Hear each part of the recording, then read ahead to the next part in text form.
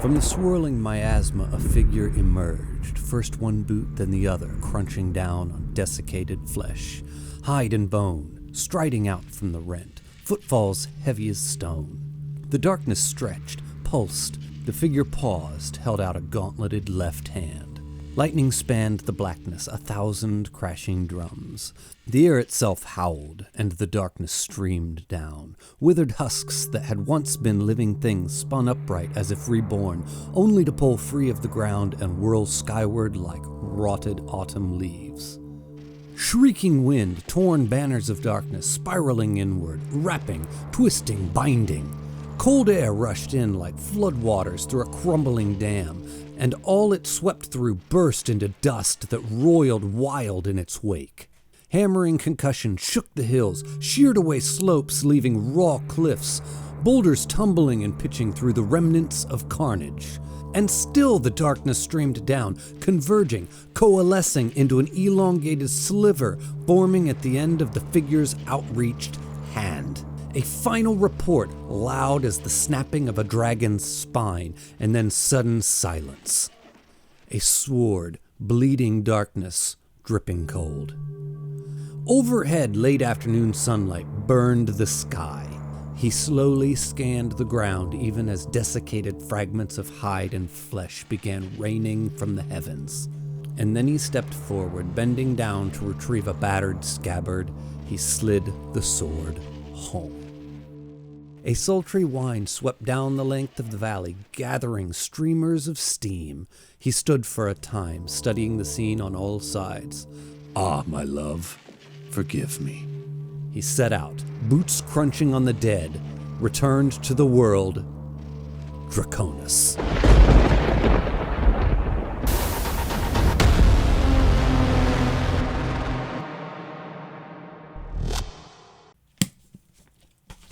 We'll see how that worked. I had fun reading it, though. I'll tell you that. I have officially decided that everybody is crazy, and this book is amazing. I have no idea why it makes the bottom of so many lists of, like, the worst Malazan book ever, because this is not that. Like, not even a little.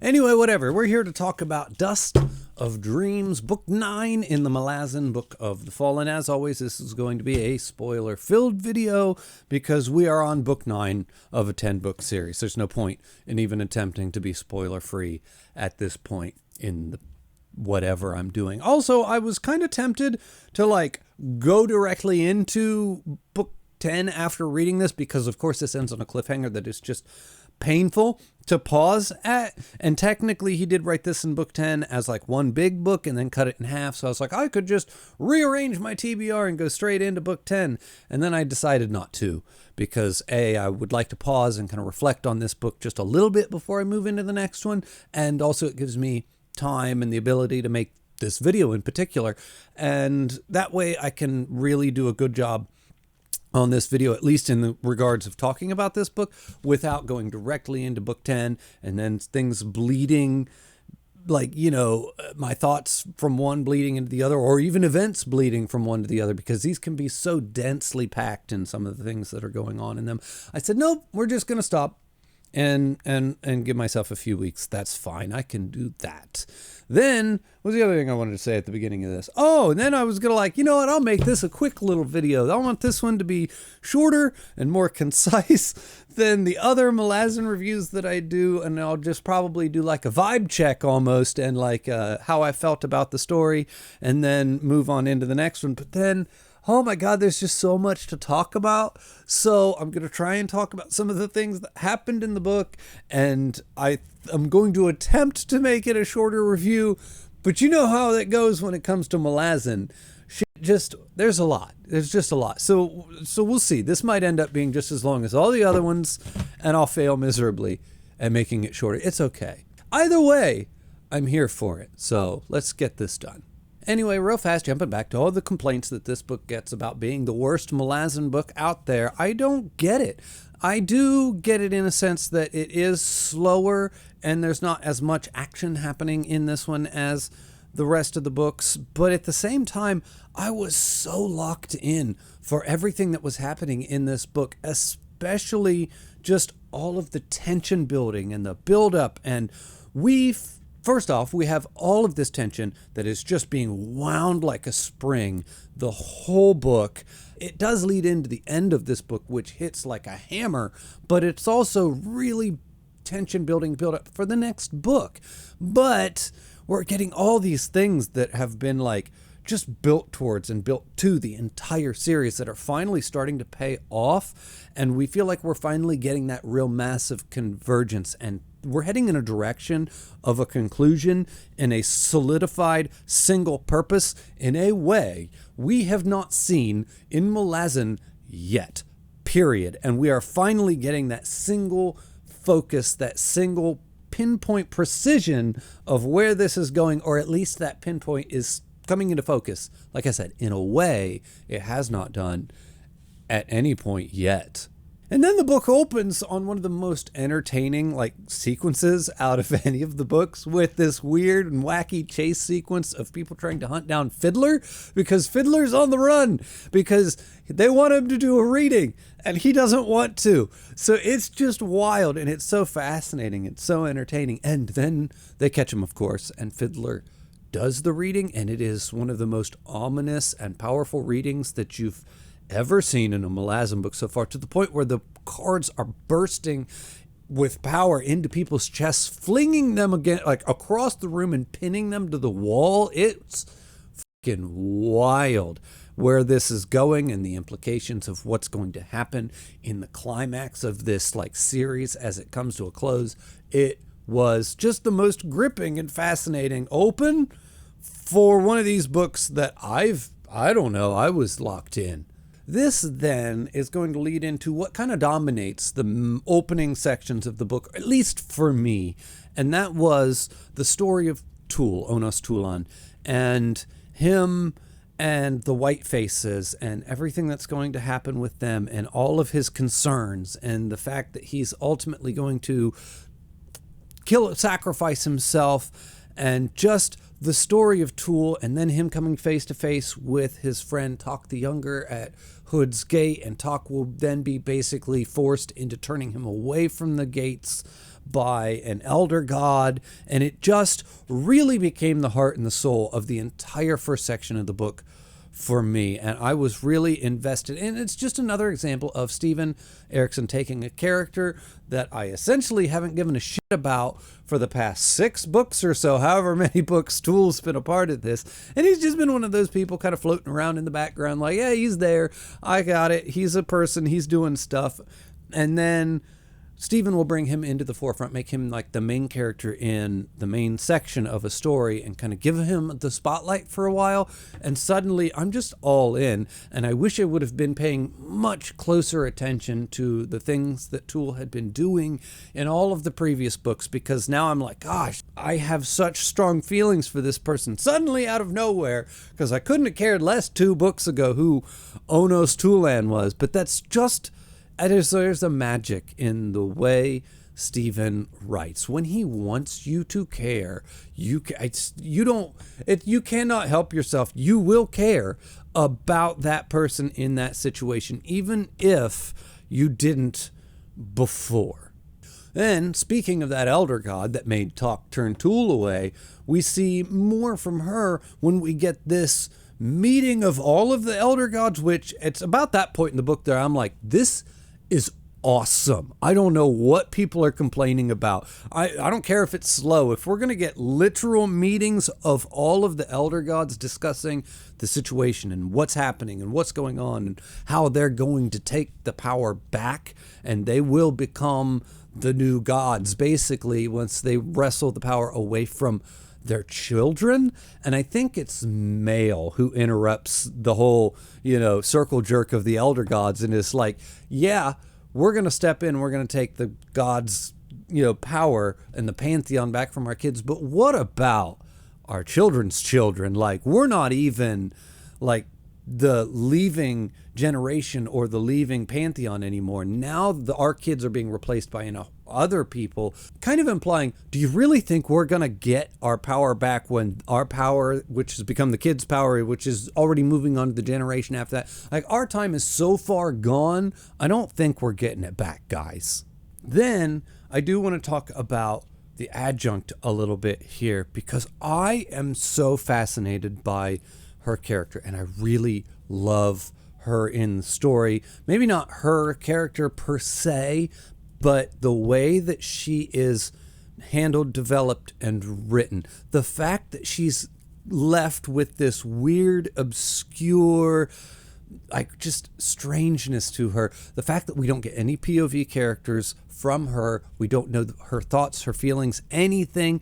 We don't know anything about her, but we're supposed to trust and follow her in the way that the Bone Hunters are supposed to trust and follow her. But we know literally nothing in the way that they know literally nothing. The way that she has been obscured from us, the reader, and everything she does is just strange and mysterious and just, I don't know. There is something about the way Stephen has chosen to write this character and lead us along down this path that could go in any direction at any time.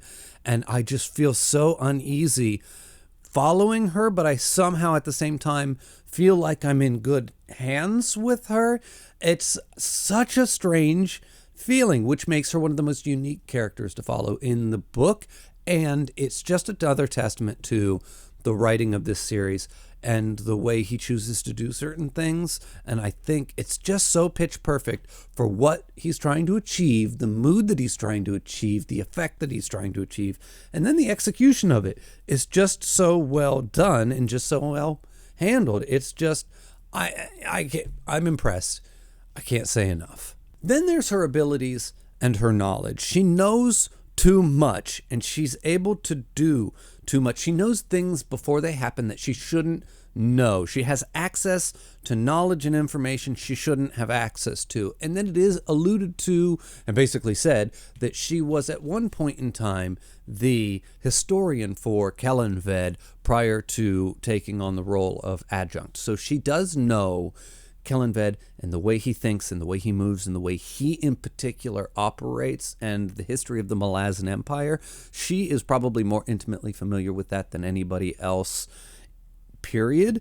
So we do understand, like, if Shadow Throne is doing something in the background, she probably has a much deeper understanding of that than anyone else, period. But that doesn't understand her understanding and her, like, the way she knows what's going to happen, when, where, and how. Even Quick Ben makes a comment that she knows too much, and he wonders if she has like an informant or something that she is getting information from that we don't know about. He even sets Bottle on really kind of spying on her and trying to figure out what is up with the adjunct and how does she know what she knows.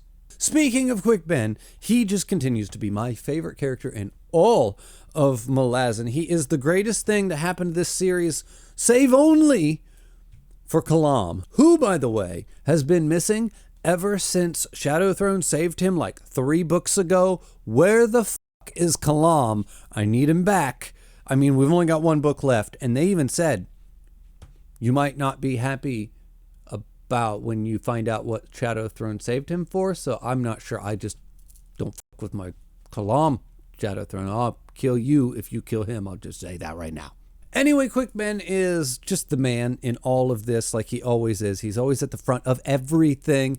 But I will say, when Draconis makes his comeback to the world, it throws Quick Ben's plans off and kind of throws a wrench into his plans, at which point Quick Ben makes the comment to somebody that Draconis has returned to this world and I intend to place myself in his path or something like that.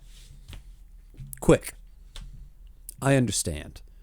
You're probably smarter than anybody else in this entire fucking army, and you're ahead of the game in pretty much every possible way, and you took on Icarium and Solchas Ruin, but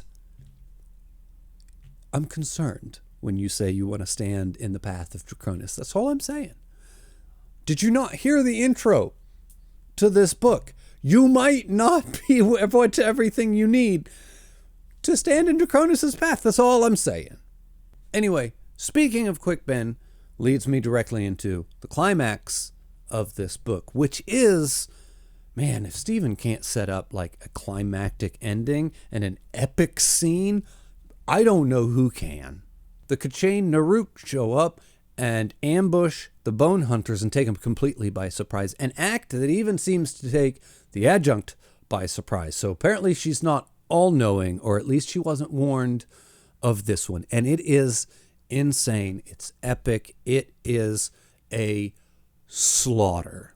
For once, the Bone Hunters are completely unprepared. There's nothing that they can seem to do against this onslaught of the Naruk. It is brutal. Then the emotions that he's able to bring to this battle, and then you as the reader are so tense and on the edge of your seat, and you feel like there should be something the Bone Hunters should be able to do. Pull something out of their ass, pull some beak moment. Something needs to happen to get them out of this, like you want to happen, or you feel should happen, or even typically has happened in the past. But then on the same side of that, the more it happens and the more they just seem to get crushed, the more you feel like you can't trust Steven as an author, because he not only can do anything he wants to these characters, he will. He has proven time and time and time again that he will people up in ways you're not comfortable with, so you don't feel safe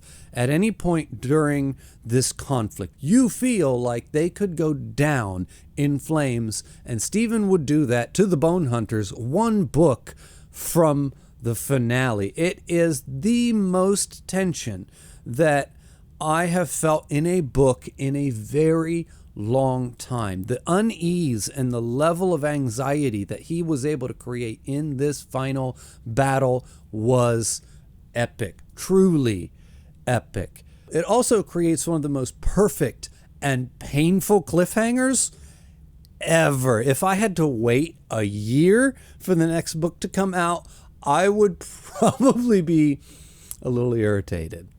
Now, I was led into this section by talking about Quick Ben, because in this final epic battle, Quick Ben disappears, and it's kind of, we're like led to believe that Quick Ben has died in some tragedy inside of this battle, which right before whatever happens to Quick Ben happens and he disappears, he threw an entire handful of acorns on the ground. So I am 100% convinced that Quick Ben is not dead. He is absolutely alive, somewhere doing something. You can't convince me otherwise. If he doesn't show up in book 10, I will be mad. Also, real fast before I move on from the final battle, we're not getting out of this entire scene without talking about Bryce Beddock and him as he stands on top of this, whatever, a ledge or however, he's looking down on the battlefield with his troops right as he's trying to turn them around, and they're going to do basically a retreat from this massacre that is happening before him. He takes one final look at the battle scene, and all he can see is a row of lizards swinging their swords, and like the red spray of mist of blood from the Bone Hunters coming and spraying up.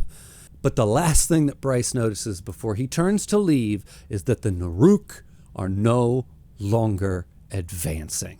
And he just says, by the blood of the gods, what manner of soldiers are these?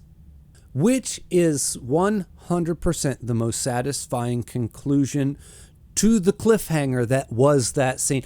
After everything that just happened, that big massive slaughter that we just had to go through with our beloved Bone Hunters, the best way that thing could end would be just somebody watching the slaughter and then seeing the enemy forces stop and not being able to break them entirely. I could not think of a better way, oh my God, it was so good. Ultimately, the Naruk are stopped and taken care of by the K'chain Shamal, and they are led by the kidnapped Stormy and Gessler, and they are able to take out that army. Then, after that, Stormy and Gessler are going to go out in search of the surviving remnants of what are left of the Bone Hunters, but we're left there. We don't get to see how many of them made it out, and we don't get to see who those men are. And I think that's pretty much where I'm going to go ahead and I'm going to leave the video as well. And I know I left out a ton. I didn't talk about Icarium, Ghost Icarium sitting on his machine throne. I didn't even mention the snake or Hood coming back and returning to his body, but he's no longer the god of death anymore. That is now Whiskey Jack. And the throne is guarded not only by him, but the entirety of the ascended not bone hunters, the bridge burners, which then makes death mean something very different now than it did before, because the people who had come back to life never came back to life all the way, but suddenly they are now, because Hood isn't there holding pieces of them behind, like Hedge or something like that. Anyway, I just continue to wonder what the heck's wrong with people and why nobody likes this book, because I thought it was amazing.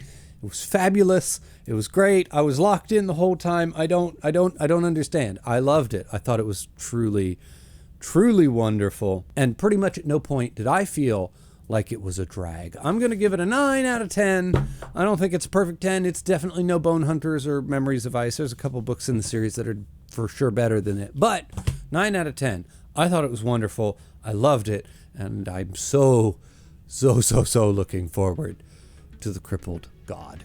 Anyway, everybody, as always, the link for my Patreon's in the description below. The link for my Discord's in the description below. Thank you for watching, and I'll see you next time.